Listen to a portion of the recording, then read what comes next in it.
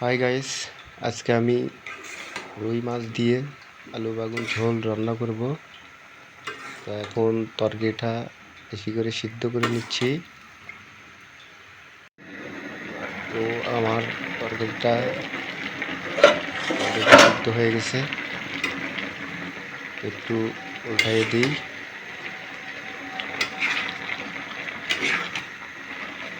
তো তারপরে এখন আমি মাছটা অলরেডি রুই মাছ রান্না করে নিছি।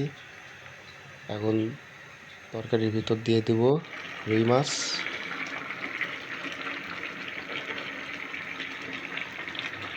তো এখন মাছটা দিয়ে একটু চাপ দিয়ে রাখবো কিছুক্ষণ, যেন তরকারিটা ভালোভাবে সিদ্ধ হয় এবং ঝাল নুন ভালোভাবে হয়ে যায়। তো এখন আমি চাপ দিয়ে রাখবো। তো এই তো আমার আলু বাগুন ঝোল রুই মাছ দিয়ে তরকারি আমার হয়ে গেছে। তো সবাইকে ধন্যবাদ।